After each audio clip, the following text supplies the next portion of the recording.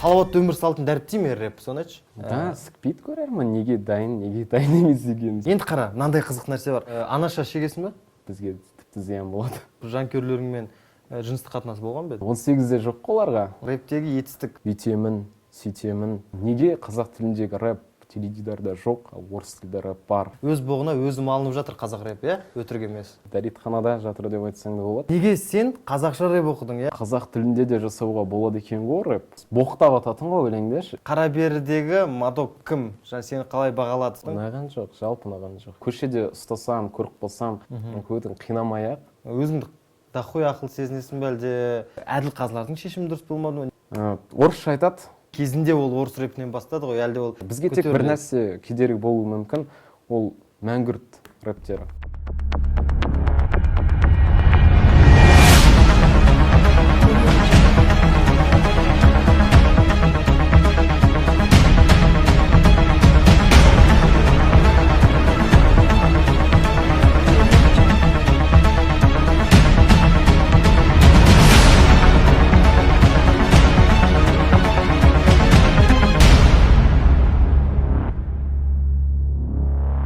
Сәлем бәріне, бұл дат сұхбат жобасы. Бізде бүгін қонақта Мадок. Мадок, қыздарыңды доги стайлына сигетін тот самый жігіт, который. Сен әлі стиліңді өзгертпепсің, бірден байқап отырмын. Көнелеңгіш жасамаймын деп достарыңа сықпеш. Жетекірді жұтқаныңна болып кетпейсің вот сықпеш. Сөздеріңде ылғал көп, қасымда болды сіппеш. Денеңді кернеп тұрсу, достың барып сүйіп келш, Құралбек. Өзіңе бұлайда көп болғандықтан, Құдай саған кішігірім ғана Құралберт. Бастамас бұрын өзің таныстырып өт. Рэпке қалай келдің? Қай автобуспен келдің? Автобуспен келмедім. Шелектен такси ұстап 500-ге. Если серьезно, рэпке жалпы ес білгелі рэппен келем мен. Ес білгелі музыка тыңдайсың ғой магнитофонда даш. Сол кезде білмеймін неге көп музыкалар ұнамайтын. И бір күні бір музыканы тыңдап қалдым. Ол жақта ударниктар жесткий болды, прям дүк-дүк дүрсіл бәрі. Негрлер. И ойлайтынмын мен, бұндай өлеңді жалпы сол негрлер ғана, сол америкалықтар ғана айта алады депші. Сөйтіп ойлап жүрдім, ол жанрды да қақпаймын мен, не жанр, оның рэп екенін де біліп жүрген жоқпын негізі. Потом бір күні рэп екенін білдім, ары қарай ізденіп, Eminem, 50 Cent бар, солардың кассетасын алып, тыңдай бастадым тұрақты. Солай өтіп жатты мектептегі кез. И бір күні көшеге шығам, сөйтсем көршім қырғыз бала. Буфер бар еді, флешка тыңдайсың.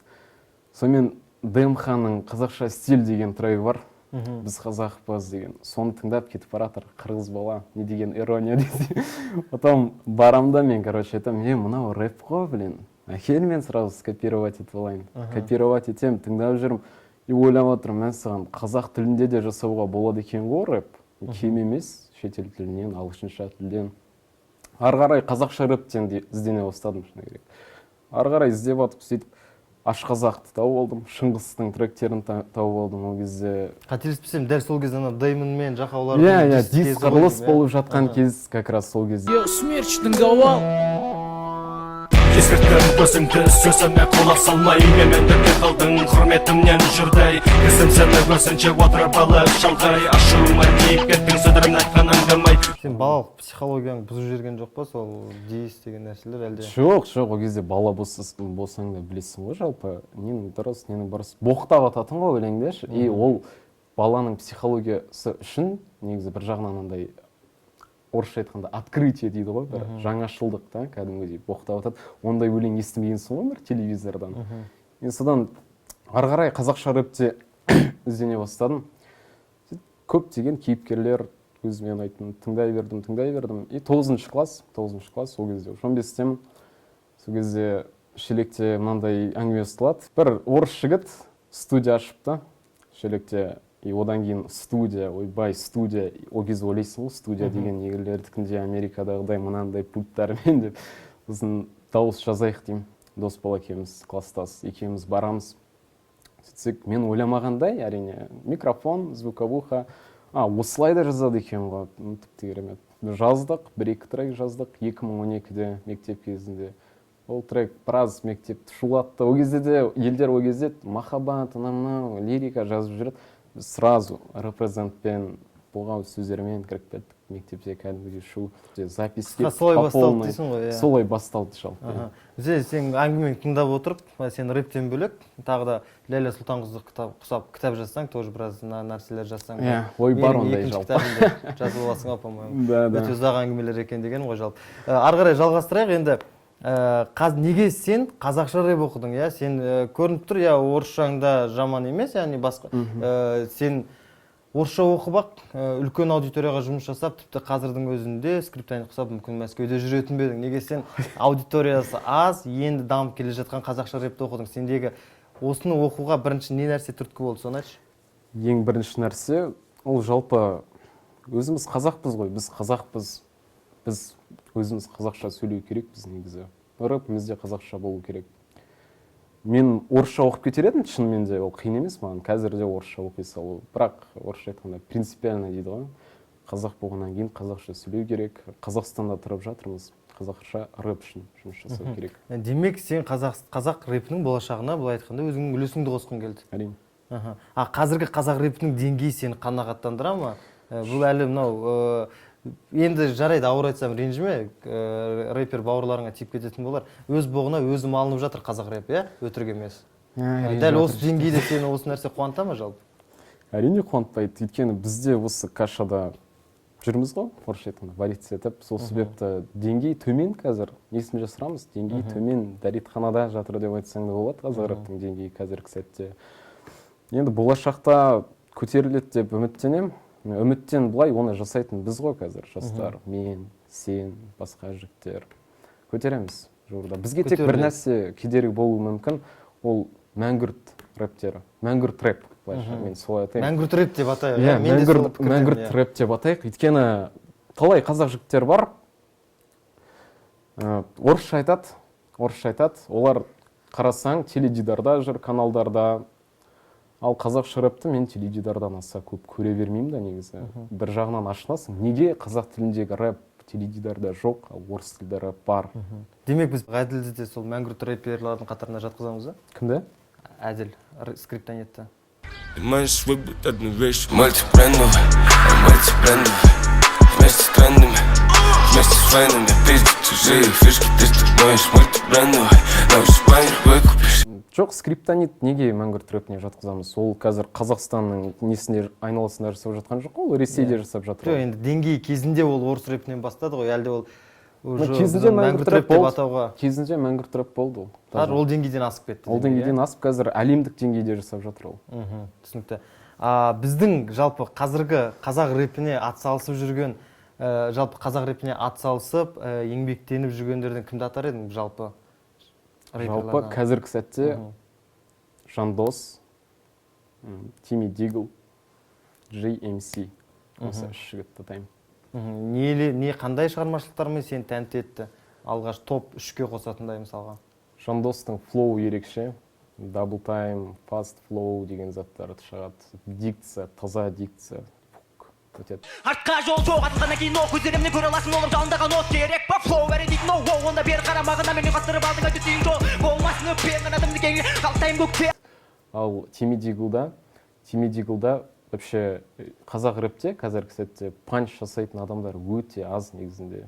Вот Тими Дигл панч ұйқас жағына мән береді. Қайдағы блокбастер, сен боқпастың. Продюсерлік есек білет, ауызға шығуға келгенде шеше алмаған ноқтасын.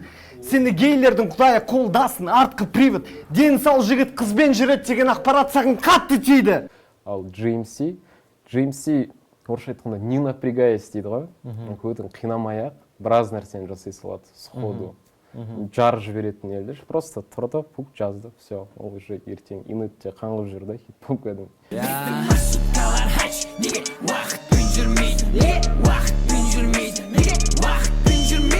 Сондай нәрсе жасалады. Панч дегеннен шығады ғой.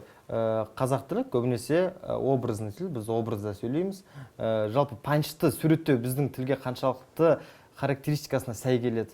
Сай келеді ол. Мен сылтау деп ойлаймын етіп, характеристикаға сай келмей. Дәл қазір онда шығаршы ол ситуацияда маған бір панч шығаршы. Бір панч шығарайын ба, ренжіп қалмайсың ба? Жоқ, ренжи қоймаспын енді мүмкін қатты сұрақтар қойып жүрмесем. Сенің қызың қызықты фильм, оны бүкіл ел көріп тастады. Байқадың ба? Панчта? Сенің қызың қызықты фильм, оны бүкіл ел көріп тастады. Айтады ғой, мысалы, мен ана қызды көріп тастадым дейсің ғой, мысалы, дос боларың келесің, мен өткенде қыз көріп тастадым дейсің ғой. Бұл жалпы қазақ рэптегі панч, иә? Панчтың деңгейі осы. Батылдағы панчтың деңгейі осы. Қандай төменгі деңгей ма? Жоғары бір деңгей? Батылдағы төменгі деңгей емес, бұл қазір, кстати, қазақ рэптегі жоғары деңгейдегі панч. Жалпы батылдағы панчта бұл или көп жағдайда адамдарға жарайды, ары қарай жалғастырайық. Қара бері жайлы болайын деп жатыр. Шоу қаншалықты қызықты болды және өзіңнің сол жақтағы жалпы қара берідегі мадок кім? Және сені қалай бағалады сол жақта, сол жайлы айтып берсең. Мені негізі әділ бағалады. Әділ бағалады. Қара беріде қызық дедің, ә? Қара бері жалпы қызығы өтті. Қара бері болып жатқан сәт жалпы қызыққа толы болды.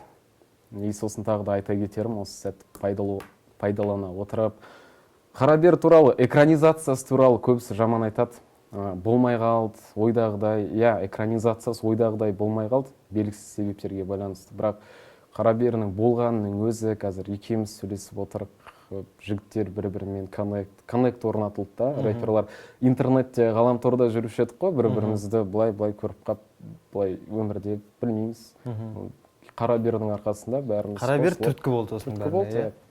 Жарайды, шоу жасалды, 180 адам тартылды, рэперлардан қаншама техника, қаншама свет, локация, оның барлығы жалпы съемкада жүрген соң түсінеді. Бірақ ең айналып келгенде сонда постпродакшнға келіп монтажды дәл солай жасап тастауы көптің ашуына тиді. Неге созбады, неге басқаша жасамады, қызықты жасамады деп. Көрдің, сен картинаны саған ұнады ма? Жалпы қара бердің бірінші жасын көріп шықтың? Ұнаған жоқ, жалпы ұнаған жоқ картинасы. Өйткені мен оны былай ойлағам, андай проекттер, жобалар бар ғой, кәдімгі. Сол сияқты бірінші турдан бастап, асықпай, бірінші турдың өзін жалпы бір 3 бөлім, тіпті даже 4 бөлімге бөліп тастайтын шығар деп. Алайда ондай болған жоқ. Бөліп, былай түсініксіз болып кетті. Мен ойлап қалдым, жарнамасы болып жатыр ма мынау қара берінің деп. Сен ол сол шыққан түр екен қара берінің. Түсінікті. Енді бір сұрақ бар, сенің тректеріңді тыңдадық. Жалпы көп жағдайда мен де жалпы тыңдаймын, өтірік емес. Ақылды рэп көп оқисың. Өзіңді дохуй ақыл сезінесің бе әлде? В смысле? Елді қатты ақымақтау сезінесің бе? Жоқ, ақылды не айттым мен? Жоқ, жалпы. Мысалға көп қой. Жалпы сенің трегімен басқа бір рэпердің трегін салыстырайық біз, қатар қояйық. Сендегі сөздік қордың қолданылуы, одан кейін жалпы түсіндің сен? Түсіндім, мен солай көрем. Мен шын өмірде де солай сөйлесем ғой. Мен ол рэп үшін тупить етпеймін ғой енді. Рэперлар мына жақта, қазақ рэперлар былай жазады екен. Мен де сөйтейін демеймін ғой. Мен қалай көрем? Ерекшелік деп сынауға болатын шығар, мүмкін. Бірақ өкінішке орай, көрермен оны тыңдауға дайын емес оны, екеуміз де біліп тұрмыз мына жақта. Да, сықпейді көрермен, неге дайын емес деген түсіну керек. Сен тек ішіңдегін шығар. Менің мақсатым іштегіні шығар, ол бәрібір тыңдайтын адамдар табылады оған. Ізденеді, ол өздері үшін, мен үшін де емес, мен трегін тыңдау үшін емес, өздері үшін де. Мысалы, сен айтып отқаның бағанағы неологизмдарды қолдану, жалпы әртүрлі терминдерді мүмкін, терминдарды, теңеулерді. Ол дұрыс нәрсе, ол өздері үшін ізденеді, егер керек адам болса. Керек емес, ондай нәрсе керек емес, миын қинағысы келмейтін адамдар өткізе салады. Білмеймін, Оксимиронға қатты ұқсаған келетін секілді. Оксимиронға ма? Мен Оксимиронды тыңдаймын негізі. Оксимиронның фанатымын, бірақ та оған қысау емес мақсат. Ол оның трегімен, оның сөздік қорымен, менің неологизмдарды салыстырсақ, оныкі тіптен бөлек, менікі бөлек болып кетеді. Бөлек дегенде бөлек жоғары, бөлек төмен ба қалай? Жоқ, мүлдем бөлек, жалпы деймін. Жалпы бөлек, Жалпы бөлек, өйткені ол русский рэпті айтып жатсың ғой сен қазір, Оксимирон ғана русский рэпте көбісі неологизм қолданады. Ол біраз неологизм, соның арқасында да біраз жетістіктерге жетіп жатыр деп ойлаймын олардың рэперлер. Біздің рэперлердікі сол ғой, шегем, қатам, ұйқастары да, бүйтемін, сөйтемін, кетемін, болады, солады деген. Етістікпен ұйқастыру дейді. Осы нәрсені қозғайықшы, мысалы, етістікпен ұйқастыруға қалай қарайсың? Рэптегі етістік. Жаман қараймын негізі. Етістікпен байқайсыңдар ма? Тыңдап отырсаңдар, рэп етістікпен, мысалға, келе жатады, әдемі келе жатады бір кезде. Осындай да болады. Құлағыңды бір нәрсемен тіліп жіберген сияқты болып кетеді. Етістіктерді еппен қолдануға болады. ортасына салып жіберуге болады, немесе музыканың артында байқалмай қалатын, сондай біздің өзіміздің тілде бар, ондай етістіксіз болмай қалатын жерлер, сондай жерлерде қолданып жіберуге болады. Біздің тілге айтып отырмын ғой бағана, біздің тілде етістік көбінесе соңында қалады ғой. Сондықтан біз етістікпен, менің ойымша, етістікпен ұйқастыру ол жерде тұрған ештеңе жоқ, бірақ бағанағы секілді болады, солады, қалады, аладыны азайту керек, иә? Азайту керек етістік. Түсінікті. Енді тікелей өзіңе қатысты сұрақ қояйын, дат жайында. Датқа қатыстың, жақсы өнер көрсеттің, қарсыласың тимей болды. Сендердің өз батылдарың жайлы сырттан өзің енді көрдің ғой, ютубқа шықты, қарадың, қалай қабылдадың, және өзіңнің кемшіліктерің, артықшыларың мүмкін әділ қазылардың шешімі дұрыс болмады ма, не ойлайсың өзің? Жалпы әділ қазылар болмау керек еді деп ойлаймын. Әлде ол әділ қазылар саған әділдік етпеу керек пе еді? Жалпы біздің батылда әділ қазылар болмау керек деп ойлаймын негізі, тимей екеуміздің. Өйткені былай объективті тұрғыдан қарасақ, ойлап қалмаңдар, көп алып жатыр өзіне деп. Объективті тұрғыдан қарағанда, олар әділ бағаларын бізге бере алмайды деп ойлаймын негізі. Бірақ Тимидің жеңгені, ол жеңді, иә. Мен өзімнің ол кезде кемшіліктерін байқадым. Жалпы деймін да, әділ қазылар біздің батылда болған дұрыс емес болды деймін. Сол адамдарды айтамын да, жалпы, сол кездегі. Түсінікті. Ал жалпы біздің қазіргі қазақ рэпінің дамуы үшін осындай площадкалар қаншалықты көп керек, және дат жайында өзіңнің тілегіңді, может быть, пікіріңді өзгертулер не бар, жалпы айтып өтсең болады? Дат сияқты жобалар көп болу керек. Біз енді алғашқы бастап жатырмыз ғой, енді датты. Болашақта дат сияқты жобалар көп ашылады деп үміттенеміз, площадкалар. Ал датқа тілерім даму, әрине, даму, алға қарай жылжу, прогресс, эволюция. Соған әрқашан өз үлесімді қосамын, мен де, өзім де арасында. Сол, бүкіл жақсылықты тілеймін дат жобасына. Рахмет. Енді жеке білген сұрақтар қояқ. Өзің жалпы жанкүйерлеріңмен жыныстық қатынас болған бе еді? Жанкүйерлермен? Жанкүйер қыздармен болған жоқ. Қыздар мен ұлдар да бар ма ол жақта? Олар жоқ. Олар ол қыздарды айтам да. Қыздар бар ғой, жалпы жазатын, иә? ВК-дан, WhatsApp-тан, директке. Кіресің, 18-де жоқ қоларға. Ол қыздар сотталып кететін жағдай жоқ. Сол. Татуировкаға қалай қарайсың? Татухаға ма? Нейтралды қараймын. Салдыратын бе едің? Салдыратын адам. Салдыратын едім, егер ондай себеп болса салдыратын. Қандай себеп болу мүмкін? Татуировка салу үшін. Ана бір қызбен болу керек, және түрмеге түсу керек. Сосын обитель шыққан дейсің ғой, отырған жылынандай нелер сияқты. Жоқ, салудың себеп болу керек деп ойлаймын. Ол бекерден татуировка болу керек менде деп барып сабалу дұрыс емес деп ойлаймын. Себеп болу керек. Бір мағыналы, бір естен кетпестей бір жағдай, соған орай, соған қараған кезде не үшін салғаныңды есіңе түсіретіндей нәрсе болу керек. Анаша шегесің бе? Жалпы рэппен анашаны қаншалықты байланыстырасың, және екеуі жалпы бір егіз ұғым ба сенің ойыңша? Салауатты өмір салтын дәріптей ме рэп, соны айтшы? Әркім әрқалай дәріптейді. Рэп, әркімнің өзінің рэп өзінде ғой. Мысалға, мен басқа нәрсе туралы айтамын, сен басқа нәрсе туралы деген сияқты. Сол айтады ғой кейбіреу, жастарды бұзады осылар, сол наша, есірткі, зиян заттар, зиян қылықтарды продвигать етеді. Олай емес. Әркім неге жақын, соны алады просто. Гейлерге қалай қарайсың? Гейлерге ма? Негізі жаман қараймын. Жаман болғанда, оны көшеде ұстасам, көріп қалсам, ұрып тастаймын деген әңгіме емес. Просто жаман қараймын. Мысалға, тіпті мысалға болып қалуы мүмкін ғой, жұмыста да мысалға. Просто өтіп кеткім келеді қасынан, жай ғана болды. Тіпті сен гейсің ба не деп онымен әңгімелесудің ол табиғаттың қателігі ма сонда олар? Білмеймін ол жағын енді. Әлде ауру ма, тек сондай бір індет па? Енді бір жағынан ауру деп те, психикалық ауру деп есептеуге де болатын шығар негізі мүмкін. Бір себептерге байланысты. Олай да ойлауға болады. Жалпы сен өзің просто азаматтық приоритетің қаншалықты сен үшін маңызды. Енді қара, мынандай қызық нәрсе бар. Кезінде 14-ші ғасырда білектің күшімен былай айтқан ел қорғайтын кезде әйелдер керісінше еркектерге ұқсап бастады, иә? Себебі кәдімгі белін буды, соғысқа шықты, сауыт киді дегендей. Ол кезде еркектер былай айтқанда, қоғамның былай айтқанда бір статус образ болды да, бәрі еркекке ерге ұқсағысы келді. Ал дәл қазіргі сәтте осы нәрсе керісінше болып жатыр, байқайсың ба? Барлығы қызға ұқсағысы келеді. Қыздар киген киім 2 аптадан кейін 3 аптадан кейін ұлдар да трендте. Получается біз ұлдар жалпы қыздарды алдыға бір шаг жіберіп қойдық па, әлде біз қай жерден былай айтқанда жіберіп қойдық осы нәрсені? Где мы проебали дейсің? Ол жақ енді ол да сол, енді әркімнің өзіне. Қазір шыны керек, дұрыс айтасың, андай тренд, мода, тренд деп жүріп, шыны керек, әйелше киініп алып жүрген еркектерді көріп қаласың. Тіпті сондай шаш жасап алып жүретіндерді көресің. Енді ол дұрыс емес, еркек болып. Еще ол шаш жасап алып, еще рэп оқыса дейсің ғой. Ол енді аулақ, андай сразу дестрой жасау керек на месте. Ол бізге тіпті зиян болады. Біздің мәдениетке. Керемет. Сонымен біздің дат сұхбат аяқталды. Қонақта болған бізде Маддог. Доги Дог. Келесі кездескенше сау, аман болыңдар.